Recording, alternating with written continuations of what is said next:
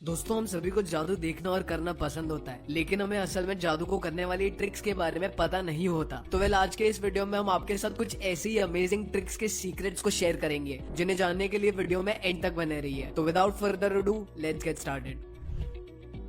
Dynamo नाम के मशहूर मैजिशियन के हवा में उड़ने वाले मैजिक को आपने जरूर सुना होगा, राइट। इस जादू को डायनामो ने ब्राजील के मशहूर जीसस के स्टैच्यू के सामने परफॉर्म किया था और इस जादू को टीवी पे भी टेलीकास्ट किया गया था। डायनामो ने इस जादू को शुरू करने से कुछ ही सेकंड्स के अंदर खुद को धीरे धीरे हवा में ऊपर उड़ाना शुरू कर दिया था।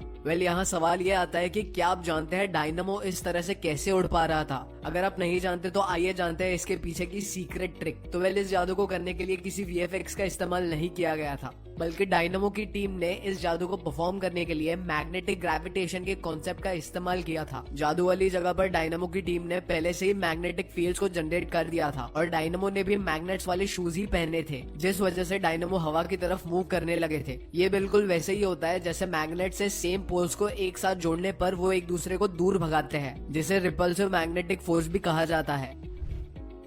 एरन नाम के एक मशहूर जादूगर ने ब्रिटेन गॉट टैलेंट में the bow and arrow trick को परफॉर्म किया था। इस ट्रिक को परफॉर्म करने के लिए एरन ने शो पे 2 जजेस को भी इसका एक हिस्सा बनाया था। एरन ने एक फीमेल जज के हाथ में से एक अंगूठी को लेकर उसे एक एप्पल के अंदर होल करके छुपा दिया था, जिसके बाद एरन ने उस एप्पल को ट्रे में रख कर दूसरे जज से उस ट्रे को फीमेल जज के सर के ऊपर रख कर पकड़ने के लिए कहा। फिर एरन ने उस तीर से एप्पल पर निशाना लगाया और जिसके बाद तीर के अंदर फीमेल जज की वही रिंग वापस टारगेट बोर्ड पे लगी हुई मिली। इस मैजिक से सभी के होश उड़ गए थे। अब चलिए इस मैजिक ट्रिक के पीछे के सीक्रेट को समझते हैं। तो असल में दोस्तों, आपने अभी अभी जो बो एंड एरो वाला मैजिक ट्रिक वीडियो में देखा, वो कोई मैजिक नहीं है, बल्कि हमारी आंखों का बस एक इल्यूजन था। और इस ट्रिक का पूरा सीक्रेट एरन के हाथ में मौजूद इस तीर कमान में छुपा हुआ था। आपको जानकर हैरानी होगी, असल में एरन ने कोई तीर नहीं चलाया था। एंड जी हाँ, ये बात बिल्कुल सच है। एरन के कमान में एक ऐसा मैकेनिज्म था जिसकी मदद से तीर को पुल करने पर वो वही राउंड होकर कमान से जुड़ जाएगा और कमान में मौजूद लेजर की मदद से एरन ने लोगों को ये यकीन दिला दिया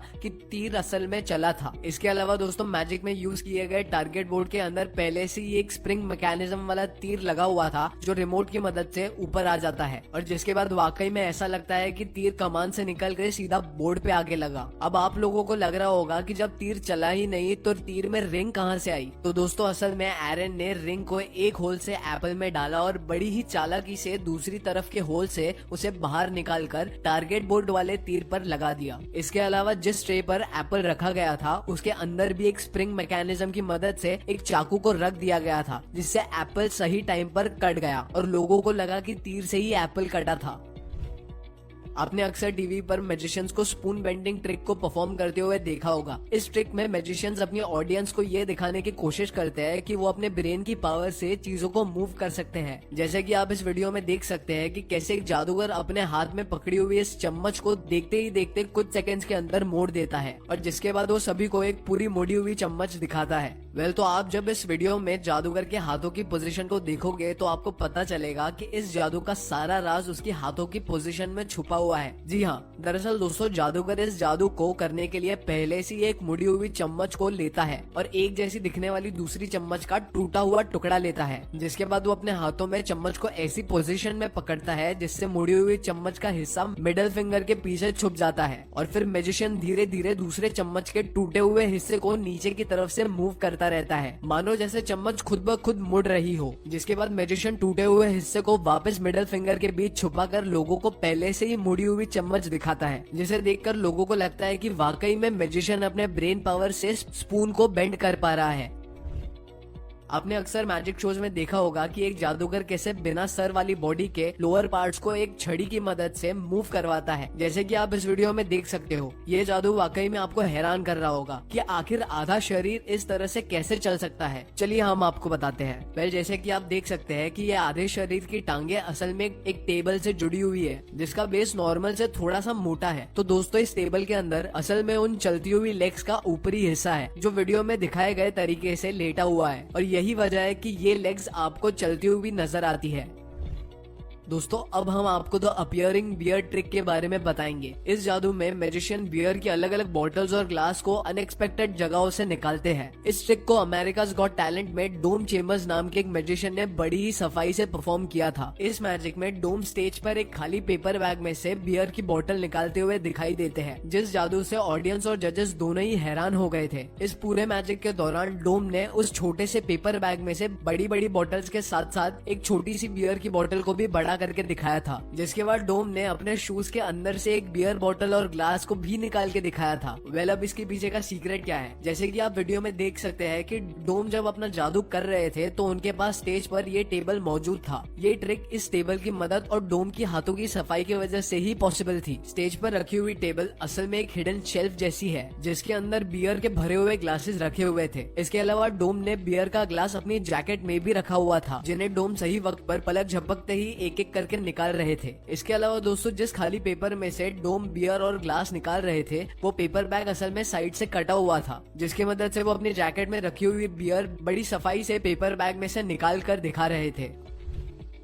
आपने फ्लोटिंग रूपी ट्रिक के बारे में बहुत बार सुना होगा। इस ट्रिक में जादूगर एक करेंसी के नोट को क्रश करके हवा में लटका देता है, मानो जैसे उस ट्रिक के दौरान ग्रेविटी एग्जिस्ट ही नहीं करती। इस ट्रिक को मैजिशियन अक्सर हल्के वेट वाली चीज जैसे कि पेपर पेन वगैरह की मदद से करके दिखाते हैं। चलिए अब इस ट्रिक के पीछे के राज को जानते हैं। तो दोस्तों इस ट्रिक के पीछे ग्रेविटी की नॉन एग्जिस्टेंस बिल्कुल भी नहीं है, बल्कि इस मैजिक को असल में मैजिशियन थ्रेड की मदद से किया जाता है। जी, मैजिशियन थ्रेड एक अलग और स्पेशल तरह का धागा होता है जो बहुत ही ज्यादा बारीक होता है और नॉर्मल आंखों से दिखाई नहीं देता। मैजिशियन इस फ्लोटिंग ट्रिक को करने के लिए मैजिशियन थ्रेड को नोट पर स्पेशल टेप से चिपका देते हैं और मैजिक को परफॉर्म करते हैं।